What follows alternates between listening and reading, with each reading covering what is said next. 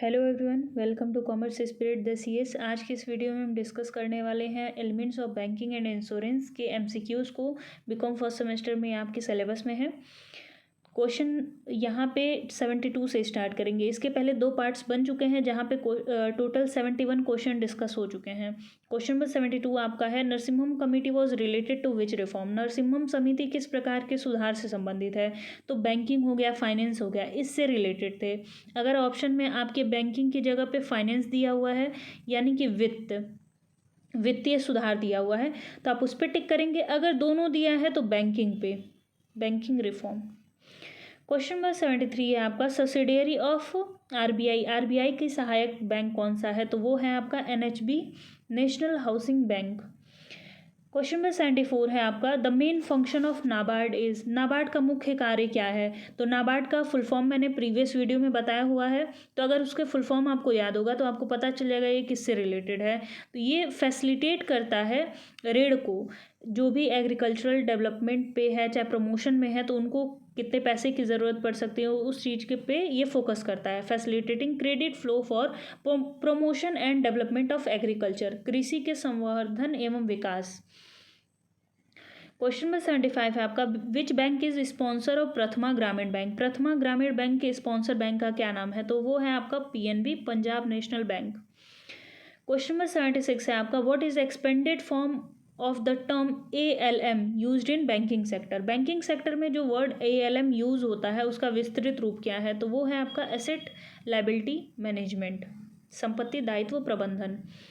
Question number 77 है आपका, what is the full form of CBS। CBS का पूरा नाम क्या है? तो ये है आपका core banking solution. Question number 78 है आपका, what is full form of Swift. Swift का पूरा नाम क्या है?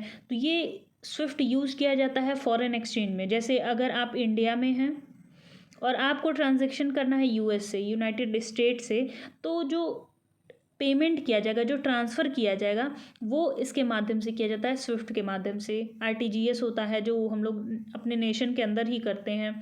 तो ये इसका आंसर होगा आपका society for world wide inter bank financial telecommunication. Society for world wide inter bank financial telecommunication. इसका हिंदी में भी सेम है क्योंकि फुल फॉर्म्स ज़्यादातर चेंज नहीं होते हैं, हिंदी में कुछ और, इंग्लिश में कुछ और।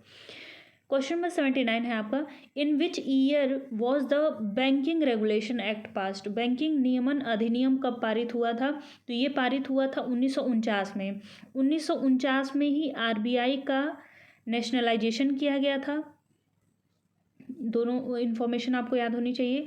इन्फॉर्मेशन RBI से रिलेटेड दो तीन और चीज़ें हैं। RBI एक्ट कब बना था? ये था आपका 1934, 1934 में। RBI बनाया कब गया था? तो वो था आपका 1935 में।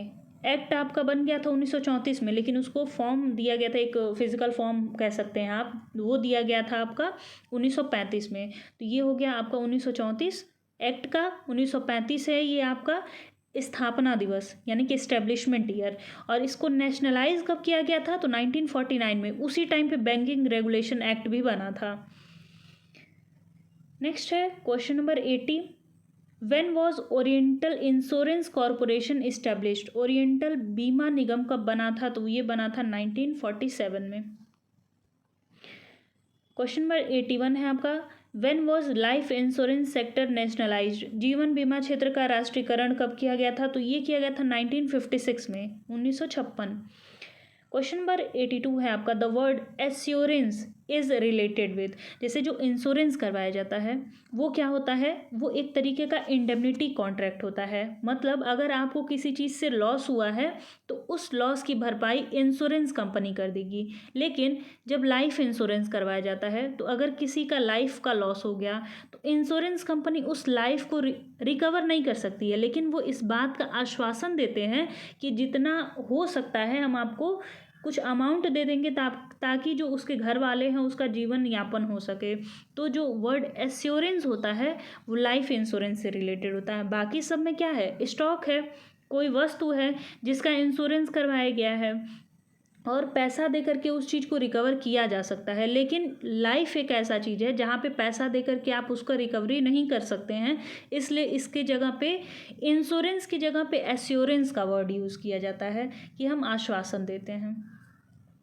क्वेश्चन नंबर 83 है आपका, mutual funds are regulated in country by. Mutual fund कौन विनियमित करता है? तो ये करता है आपका SEBI, securities and exchange board of India. ये फुल फॉर्म भी आपका पूछ सकता है।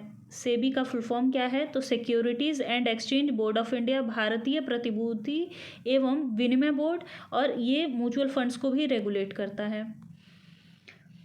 रेगुलेट करने का मतलब ये है कि रूल रेगुलेशन बनाना। क्वेश्चन नंबर 84 है आपका, Shagun gift and insurance policy is launched by which of the following. Shagun gift and insurance, ये पॉलिसी किसके द्वारा शुरू की गई है? तो ये किया गया था एसबीआई जनरल इंश्योरेंस के द्वारा। क्वेश्चन नंबर 85 है आपका, विच of the following is only public sector company in which field of life insurance. निम्नलिखित में से कौन सा जीवन बीमा के क्षेत्र में सार्वजनिक क्षेत्र का एकमात्र कंपनी है? तो वो है आपका life insurance corporation of India, LIC। Question number 86 है आपका, a missing person is considered to be death after how many years of passing, missing. लापता व्यक्ति को कितने वर्ष तक लापता होने पर उसको मृत घोषित कर दिया जाता है? तो वो होता है आपका 7 ईयर्स। अगर 7 वर्ष तक ईयर तक कोई मिलता नहीं है तो उसको हम लोग मृत घोषित कर देते हैं कानून की नज़र में। क्वेश्चन नंबर 87 है आपका, debit card means. Debit card का मतलब क्या होता है कि आप तुरंत भुगतान करिए, लेकिन यहीं पर अगर क्रेडिट कार्ड के बारे में पूछ दे तो आप पेमेंट बाद में कर दीजिएगा, पहले आप अपने सामान को खरीद लीजिए। ये क्या होता है? उधारी पे चलता है। डेबिट कार्ड किस पे चलता है? अगर आपके अकाउंट में पैसा है तो आप काम कर सकते हैं। क्रेडिट कार्ड वहाँ पे क्या होता है? बैंक आपको उधार देती है, आप बाद में उसका पेमेंट कर दीजिएगा। तो बाद में भुगतान करें क्रेडिट से रिलेटेड है, और अभी भुगतान करें किससे रिलेटेड है? डेबिट कार्ड से। क्वेश्चन नंबर 88 है आपका, unit banking is also called as. Unit banking को और किस नाम से जाना जाता है? तो उसे जाना जाता है ब्रांच बैंकिंग के नाम से। क्वेश्चन नंबर 89 है आपका, head quarter of SIDBI. SIDBI का हेड क्वार्टर कहाँ है? तो वो है लखनऊ में। सिडबी का फुल फॉर्म क्या होता है ये भी पढ़ लीजिएगा। क्वेश्चन नंबर 90 है आपका, कैंसिलेशन ऑफ चेक्स मीन्स। जो चेक होता है उसको रद्द करने का मतलब क्या होता है? जैसे इस प्रकार से आपका चेक है, इस पर अगर क्रॉसिंग कर दी जाती है तो उसका मतलब ये होता है कि आपको पैसा उसी काउंटर पर मिलेगा। लेकिन अगर इसी में डबल क्रॉसिंग कर दी जाती है तो इसका मतलब क्या होता है कि ये जो चेक है उसको कैंसिल कर दिया गया है। तो डबल क्रॉसिंग यानी कि दोहरा रेखांकन का मतलब होता है cancellation of cheque. Question number 91 है आपका, virtual banking is also known as. Virtual banking को और किस नाम से जाना जाता है? तो उसे जाना जाता है इंटरनेट बैंकिंग के नाम से। इंटरनेट बैंकिंग, मोबाइल बैंकिंग और अगर वर्चुअल बैंकिंग तीनों ऑप्शन में है तो ऑल ऑफ द अबव होना चाहिए। क्वेश्चन नंबर 92 है आपका, the losses of few is shared among many is called. कुछ लोगों की हानियों को अनेक लोगों में बांट दिया जाता है, उसे क्या कहते हैं? तो उसे हम लोग कहते हैं इंश्योरेंस। जैसे कुछ पार्टीज़ हैं A, B और C, इन्होंने एक इंश्योरेंस कंपनी से इंश्योरेंस लिया हुआ है, तीनों प्रीमियम का भुगतान करते हैं। सपोज दैट A के साथ कुछ इंसिडेंस हो जाता है, कोई घटना घट जाती है, तो क्या होगा? इंश्योरेंस कंपनी क्या करती है? उस पॉलिसी का जो उन्होंने पेमेंट किया हुआ है वो उनको क्लेम पर भुगतान करेगी। तो इंश्योरेंस कंपनी अपने हाथ से तो देगी नहीं पैसा, सारा उसके अकाउंट में तो रखा नहीं रहता है। जो बी ने, सी ने और डी ने, ई ने, सब ने मिल करके जो पैसा दिया हुआ है उसी से भुगतान किया जाता है ए को। इसीलिए बोला जाता है इंश्योरेंस के अंदर क्या होता है?